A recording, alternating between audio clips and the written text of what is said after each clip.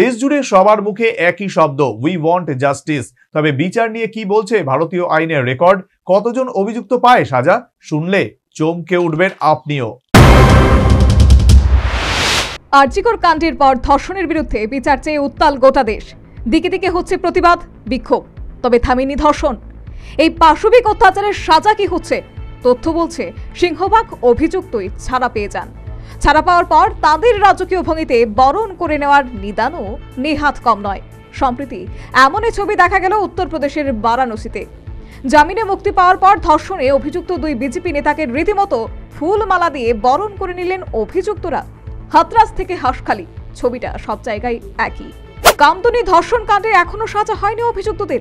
হাঁসখালি ধর্ষণ কাণ্ডে মূল অভিযুক্ত তৃণমূল নেতার ছেলে, এখনো সাজা হয়নি।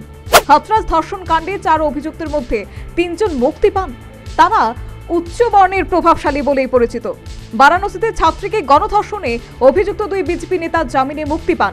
2022 সালে ন্যাশনাল ক্রাইম রেকর্ড ব্যুরোর হিসেব অনুযায়ী প্রতিদিন গড়ে প্রায় 90টি ধর্ষণের ঘটনা ঘটে। প্রত্যেক 15 মিনিটে দেশে একটি ধর্ষণ। বর্তমানে সেই সংখ্যা বেড়েছে বই কি কমেনি।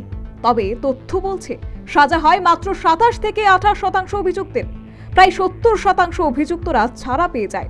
কিন্তু ছাড়া পেলেই কি ধর্ষণের ঘটনা সাজানো? কি বলছেন আইনজীবীরা? এটা হলো ধর্ষণের অভিযোগ যতটা উঠে সেক্ষেত্রে বিচারে দোষী সাব্যস্ত হয় অনেক কম। তার জন্য অভিযোগটা মিথ্যা সেটা প্রমাণিত হয় না। প্রমাণিত হয় যে বিচার প্রক্রিয়ার মধ্যে গলদ আছে, পুলিশি তদন্তে গলদ থাকে এবং বিভিন্ন ক্ষেত্রে সাক্ষীরা চাপে ভয়ে আদালতে এসে মুখ খুলে না। সেই কারণে আমাদের দেশে ধর্ষণের ক্ষেত্রে কনভিকশন রেট, অর্থাৎ প্রতি 100টি অভিযোগের ক্ষেত্রে কনভিকশন রেট কোনোভাবেই শতকরা 30-এর বেশি নয়।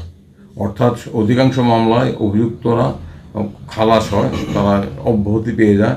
এর অর্থ নয় যে অভিযুক্ত মিথ্যা, এর অর্থ হচ্ছে তদন্ত করা, অপরাধের সাক্ষ্য প্রমাণ সংগ্রহ করে আদালতে জমা দেওয়া এবং সেই সাক্ষ্য প্রমাণের সপক্ষে আসামি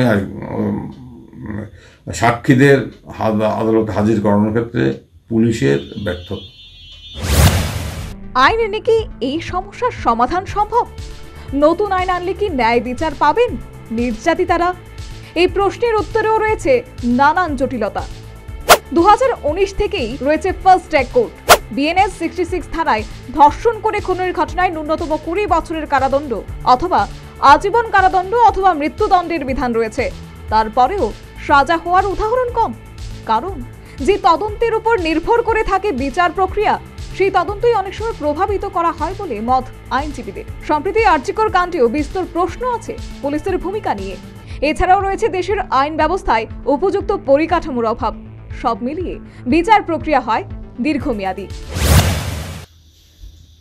উপযুক্ত আইন তো আছেই, প্রচলিত আইন যা আছে তাই তো যথেষ্ট। নির্ভয়ার ঘটনার পর 2012 সনে আমাদের ভারতীয় দণ্ডবিধি, ভারতীয় ফৌজদারি কার্যবিধির যথেষ্ট প্রয়োজনীয় সংশোধন করা হয়েছে। আইনকে সময়োপযোগী আরও তীক্ষ্ণ করা। পরিকাঠামোর অভাব আমাদের দেশে প্রতি 1000 জনসংখ্যা পিছু অথবা প্রতি 1 মিলিয়ন জনসংখ্যা পিছু যাদের সংখ্যা যতটা হওয়া উচিত অনেক কম, অর্থাৎ বিচারকের সংখ্যা কম, আদালতগুলোর মধ্যে যথেষ্ট পরিকাঠামো নেই।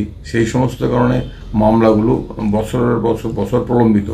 যেটা প্রয়োজন নির্দিষ্ট সময় ভিত্তিক মামলাগুলো নিষ্পত্তি করা, এবং এটা করতে গেলে নিশ্চয়ই লক্ষ্য রাখতে হবে যাতে অভিযুক্ত আত্মপক্ষ সমর্থনে যথেষ্ট সুযোগ পায়।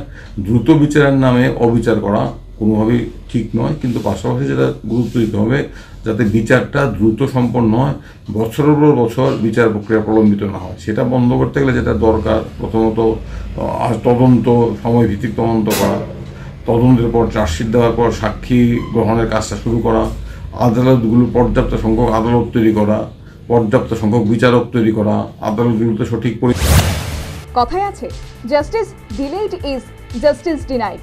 সে কারণেই দ্রুত দৃষ্টান্তমূলক শাস্তির জন্য নতুন বিল আনতে চাইছে বাংলার সরকার।